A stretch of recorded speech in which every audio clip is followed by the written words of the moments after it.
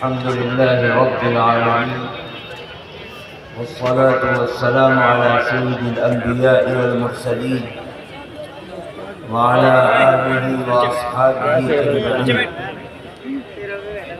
أما بعد، فأعوذ بالله من الشيطان الرجيم. بسم الله الرحمن الرحيم.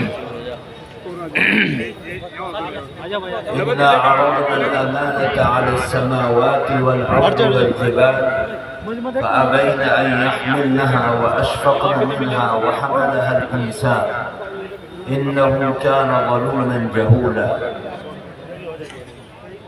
حضرات علماء نظام اور آج کے اس عظیم دینی ادارے کی دعوت پر انتہائی محبت، عقیدت، احترام کے ساتھ جمع ہونے والے نوجوان، بزرگ، پیارے بچے، بچیاں، پردہ نشین خواتین، آپ حضرات مسلسل کئی گھنٹوں سے اپنے اس قدیم دینی ادارے کی دعوت پر یہاں حاضر ہیں اور ہمارے جانے پہچانے، انجانے بیگانے، اپنے اور پرائے بہت سے بچوں نے اور علماء نے آپ کے اس اسٹیج سے بہت اہم گفتگو آپ کے سامنے رکھی ہے. اللہ تعالیٰ ان باتوں پر ہم سب کے لیے عمل کو آسان فرمائے. ٹائم بہت زیادہ ہو گیا ہے اور بہت لمبی گفتگو کرنا یہ ضروری نہیں ہے. اصل چیز یہ ہے کہ ہم کچھ مختصر ایسی باتیں جو ہمارے لیے بحیثیت ایک مسلمان ہونے کے کام آئیں اور اللہ تعالیٰ اس کی برکت سے ہماری نسلوں کے اندر دین اور علم کو اجاگر فرمائے. اللہ تعالیٰ ہر طرح کے شرور و فتن سے اور زمانے کے مسائل اور آلام اور فتنوں سے ہم سب کی حفاظت فرمائے. میرے بزرگوں، دوستوں، آپ حضرات یہ جانتے ہیں کہ ان مدارس کا وجود ہمارے اس ملک کے اندر جو ایک نئے انداز سے پیش کیا گیا، یہ ایک عظیم مقصد کے تحت تھا. ہم نے پہلے زمانوں میں دیکھا اور تاریخ کی کتابوں میں پڑھا کہ ہمارے دنیا جہان کے اندر جتنے بھی دین کے اور قرآن کے ادارے تھے، ان اداروں کے نظم و انتظام کو چلانے کے لیے حکومتیں اپنے خزانوں کا منہ کھولتی تھی اور یہ ادارے چلتے تھے. بڑے بڑے نامی گرامی ادارے جن سے امام بخاری جیسے بڑے بڑے علماء، امام ابو داؤد جیسے بڑے بڑے علماء اور محدثین ان میں سے نکلے اور نکل کر انہوں نے ساری دنیا کے اندر علم کے چراغ کو روشن کرنے کا کام کیا. لیکن 1857 کے بعد جب دنیا میں دو حادثے ایسے پیش آئے، ایک اندلس کے اندر مسلمانوں کی حکومت کا گر جانا اور وہاں ایک ایسا ملک جس ملک کے اندر 800 سال تک مسلمانوں نے حکمرانی کی اور اسلام کا پرچم لہرایا. گلی گلی کے اندر قرآن کے مکاتب تھے، قرآن کی درسگاہیں تھی. تفسیر قرطبی جیسی عظیم الشان کتاب اور قرآن کی تفسیر جن گلیوں میں لکھی گئی، جن مساجد کی محرابوں میں پڑھائی گئی، جن مساجد کے اندر بیٹھنے والے علماء نے اس کی تفسیر کو بیان کیا، وہ عظیم الشان ملک جس ملک کی ثقافت اور تہذیب کا عالم پورے یورپ کو اندھیرے میں ڈالنے والا تھا، اس عظیم ملک کے اندر جب اسلام کی مملکت ختم ہوئی اور اس کے اندر اسلامی حکومت کا جنازہ نکل گیا تو اللہ تعالیٰ کا ایسا کرشمہ آیا کہ کوئی اذان دینے والا بھی اس ملک کے اندر نہیں تھا اور مسلمانوں کی ثقافت اور وہاں کی تہذیب اور مسلمانوں کا علم اور ہنر اور حرفت سب تباہ و برباد ہو گئی اور مدارس و مکاتب کا جو جال پھیلا ہوا تھا اور وہاں کی مساجد کے اندر جو قرآن کی صدائیں تھی اور اذان کی صدائیں تھی وہ سب ختم ہو گئی. اسی طریقے سے مملکت ہندوستان کے اندر تھی. ہندوستان کے اندر 900 سال سے زیادہ اسلام کا جھنڈا لہرایا اور بڑے بڑے علماء اور اکابر اس سرزمین پر پیدا ہوئے اور انہیں قرآن کے چرچے کو عام کیا، اسلام کی تہذیب و ثقافت کو پھیلایا.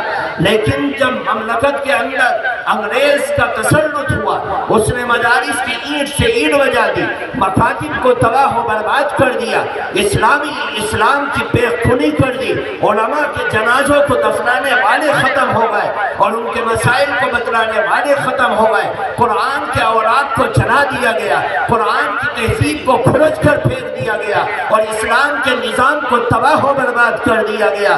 میرے دوستو، ان دو مملکتوں کے ختم ہونے کے بعد جب مکاتب و مدارس کا جنازہ نکل گیا اور اسلام کو نقصان پہنچنے لگا تو ہمارے اکابرین نے ایک ایسا سسٹم بنایا جس کے ذریعے سے بادشاہ آئے یا چلا جائے، مملکت آئے یا چلا جائے، اسلام کا جھنڈا لہرائے یا نہ لہرائے، مسلمان اگر کسی ملک کے اندر، کسی خطے میں، جزیرے میں، پہاڑوں میں، دروں میں، بیابانوں میں، جنگلوں میں، جہاں جہاں بھی 4 مسلمان ہوں گے وہ اپنے قرآن کو زندہ رکھیں گے، اسلام کو زندہ رکھیں گے، اذان کو زندہ رکھیں گے، مسجد کو زندہ رکھیں گے، تعلیم و ثقافت کو زندہ رکھیں گے، نبی کی سنت کو زندہ رکھیں گے، نبی کے کردار کو زندہ رکھیں گے، نبی کی ناموس کو زندہ رکھیں گے، اسلام کی ثقافت کو زندہ رکھیں گے. انہوں نے کہا اے لوگو، بادشاہ آتے ہیں، ان کے خزانوں کو لوٹ لیا جاتا ہے، ان خزانوں سے چلنے والے مکاتب تباہ ہو جاتے ہیں، مدارس کی درسگاہیں سونی پڑ جاتی ہیں. آؤ ایسے ملک کے اندر، ملک کسی کا بھی ہو، نظام کسی کا بھی ہو، قانون کسی کا بھی ہو، دستور کسی کا بھی ہو، تعلیم کسی کی بھی ہو، لیکن مسلمان اپنے پیسے سے، اپنی حلال کمائی سے مزدوری کر کے، محنت کرنے والا محنت کر کے، جفا کشی کرنے والا جفا کشی کر کے، ہل چلانے والا ہل چلا کر، جس طریقے سے بھی کوئی اپنے گھر کے اندر 10 روپے لے کر آ رہا ہے، وہ 1 روپیہ بچا کر اپنے قرآن کی درسگاہ کے حوالے کرے گا تاکہ ہمارے بچے قرآن کے قاری بنے، قرآن کے عالم بنے، قرآن کے سمجھنے والے بنے، قرآن کے مفسر بنے، نبی کے حدیث کے محدث بنے، قرآن و حدیث کے فقیہ بنے. اور مملکت کسی کی بھی ہو لیکن مسلمان اپنے پیسے سے ان مدارس و مکاتب کو چلائے گا اور قرآن کی حفاظت کرے گا. آج مولانا قاسم نانوتوی رحمت اللہ علیہ کی اس سوچ پر یورپ کی گلیوں میں، لندن کے کلیساؤں میں اور برف پوش پہاڑیوں پر، جنگلوں میں، چوکوں پر، چوراہوں پر، جزیروں میں، جہاں تصور نہیں کیا جا سکتا کہ یہاں پر اسلام کا جھنڈا لہرانے والا کوئی ایک زندہ ہوگا، لیکن قرآن وہاں زندہ ہے، قرآن کی تعلیم وہاں زندہ ہے، اسلام وہاں زندہ ہے، اسلام کا پڑھانے والا زندہ ہے، اسلام کے مسائل کو بتلانے والا زندہ ہے، اسلام کی تبلیغ کرنے والا زندہ ہے، اسلام کی تعلیم دینے والا زندہ ہے. میرے دوستو، وہ فلسفہ ہمارے اکابرین کا تھا جس کا نمونہ آج ان قدیم دینی اداروں میں دکھائی دیتا ہے. ایک پیسہ سرکار سے نہیں آتا، مزدوری کرنے والے مزدوری کر کے دیتے ہیں اور ان اداروں کو بناتے ہیں، ان کی حفاظت کرتے ہیں، ان کو سنبھالتے ہیں، ان کی پرورش کرتے ہیں، ان کو چمکاتے ہیں اور ان میں اپنے بچوں کو بھیج کر آبادی کا کام کرتے ہیں اور اپنے علم کو، فیض کو حاصل کر کے اپنے گھروں کے اندر دین اور علم کو زندہ رکھتے ہیں. میرے دوستو، اللہ تعالیٰ کا شکر ہے کہ اللہ تعالیٰ نے موقع دیا. جن علاقوں میں مدارس و مکاتب نہیں ہیں ان علاقوں میں جا کر دیکھو، کوئی قرآن کا مسئلہ بتلانے والا نہیں ہے. آج بہت سے ملک ایسے ہیں جن ملکوں کے اندر مدرسے کو بنانا جرم ہے، चलाना जुर्म है। कम्युनिज्म ने रूस में आकर इमाम बुखारी के मदरसे को कॉलेज बना दिया, इमाम अबू दाऊद की दरसगाह को स्कूल बना दिया और उन मसाजिद को मिस्मार करके अस्तमा बना दिए गए और उन मसाजिद को म्यूजियम बना दिया गया। नमाज पढ़ना जुर्म था, मिसवाक करना जुर्म था, कुरान पढ़ाना जुर्म था, कुरान सीखना जुर्म था, हदीस को बयान करना जुर्म था, सर पर टोपी रखना जुर्म था, मस्जिदों में अजानें देना जुर्म था। लेकिन अल्लाह ताला ने उन 90 साल के कम्युनिज्म के दौर में उनके जनाजे को निकाल दिया जो खुदा का जनाजा निकाल रहे थे, जो दावा करते थे कि हमने इस्लाम का जनाजा निकाल दिया। आज उनका नाम लेने वाला कोई नहीं, उनके जनाजे उठ गए। इस्लाम जिंदा है, कुरान जिंदा है, इस्लाम जिंदा है, कुरान जिंदा है, नबी का नाम भी जिंदा है, नबी का काम भी जिंदा है। मेरे दोस्तों, इन इदारों की हिफाजत करो, इनको आगे बढ़ाओ। हमारे पास कुछ नहीं, लेकिन कल क़यामत के दिन अल्लाह के दरबार में नबी के सामने खड़े होकर सिर्फ ये कह सकते हैं, बारे इलाहा, तेरे कुरान की हिफाजत के लिए हम कुछ कर सकते थे नहीं, इतना जरूर किया कि हमने तेरे कुरान की हिफाजत के लिए अपने बच्चों के जरिए से, अपने माल के जरिए से, अपने धन के जरिए से, अपनी जवानी के जरिए से, अपनी कुर्बानी के जरिए से तेरे कुरान की हिफाजत की है। बस हमारे पास कुछ नहीं है, सिर्फ ये है कि हमारे सर पर पगड़ी बनती है इस बात की कि हमने पेट पर पत्थर बांधा और कुरान की हिफाजत की। हमारी औरतों ने एक एक मुट्ठी आटे का निकाला और कुरान के पढ़ने वाले बच्चों के लिए गड्ढे में, मटके में जमा कर दिया और वो मदरसे में ले जाकर दे दिया। हमारे मजदूरों ने हल चलाकर मेहनत करके एक एक पैसा इकट्ठा किया और इन मदरसों के हवाले कर दिया। एक एक गांव के अंदर 10-10 मदरसे हैं, उन मदरसों में पढ़ने वाले बच्चे हैं, पढ़ाने वाले असातिज़ा हैं। कौन चला रहा है? हुकूमतें परेशान हैं, काम करने वाले परेशान हैं, एजेंसियां परेशान हैं और हमें पकड़ पकड़ कर पूछते हैं, बतलाओ पैसा कहां से आया, कागज दिखलाओ, अकाउंट चेक करवाओ, अपने अपने अपने असासे दिखलाओ, अपनी जमीनें दिखलाओ। हम कहते हैं पैसा आया, गांव से आया, देहातों से आया, मजदूर ने दिया, मेहनत करने वाले ने दिया, मुलाजिम ने दिया, किसान ने दिया, काम करने वालों ने दिया, रिक्शा चलाने वालों ने दिया। आज हुकूमत की एजेंसियां परेशान हैं। कितनी एजेंसियों के लोगों ने हमसे पूछ लिया ये पैसा कहां से आता है। हम कहते हैं सीना ठोक कर, आओ कुरान के नाम पर, इस्लाम के नाम पर, ईमान के नाम पर, उलमा के नाम पर, दीन के नाम पर आओ। जिस गांव में जाओगे अल्लाह मुसलमान को खड़ा कर देता है, वो कितना ही गरीब होगा, कुछ न कुछ इस्लाम और कुरान के नाम पर पेश कर देता है। नारे तकबीर, नारे तकबीर, नारे तकबीर।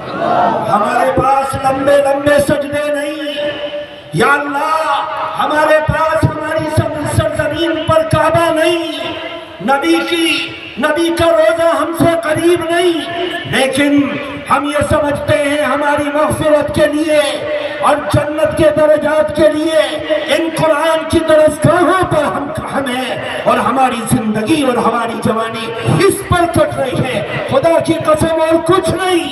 हम आखिरत का ज़ख़ीरा समझते हैं इन मदारिस को, हुकूमत समझ रहे हैं। इन मदारिस की हिफाजत के लिए हम जो कुछ कर सकते हैं करेंगे, आगे बढ़ेंगे, इनकी हिफाजत करेंगे। इनकी चौखट पर हमारे खून के कतरे गिर जाए, हमारी गर्दनें कट जाए, हम कुरान की भी हिफाजत करेंगे, नबी की भी हिफाजत करेंगे, नबी के नामूस की भी हिफाजत करेंगे। आज एक साल के अंदर 3 एजेंसियों के लोग आ गए कि इन मदारिस की चेकिंग करवाओ। ये परेशान है कि पैसे कहां से आ रहे हैं, कहां से फंडिंग हो रही। आओ इस स्टेज पर आकर देखो फंडिंग कहां से हो रही है। ये किसान के बेटे, ये हल चलाने वाले, ये मेहनत करने वाले, ये मजदूरी करने वाले कुरान की हिफाजत के लिए अपने धन को, दौलत को पेश कर रहे हैं। और हर मदरसे के अंदर यही आता है, यही होता है। अल्लाह ताला कहने सुनने से ज़्यादा हम सबको अमल की तौफीक अता फरमाए और इन मदारिस व मकातिब की हिफाजत के लिए अपनी जान, अपने माल, अपनी इज्जत, अपनी आबरू, अपनी औलाद सब कुछ लगाने और खपाने की तौफीक अता फरमाए। सुब्हानल्लाह व बिहम्दिही सुब्हान। हम दरख्वास्त करते हैं कि हज़रत अपनी मुस्तजाब दुआ पर इस प्रोग्राम का इख्तिताम फरमाएं। मैं हज़रत सूफी मोइनुद्दीन साहब से दस्तबस्ता अर्ज करता हूँ कि हज़रत 3 दिन पहले उम्रा करके आए हैं, अपने तमाम खताओं और पशमानियों को याद करके आए। मैं इंतहाई लजाजत से दरख्वास्त करता हूँ, हज़रत आपके सिवा यहाँ पर कोई नहीं है जिसकी दुआ में कोई दम हो। अल्लाह ताला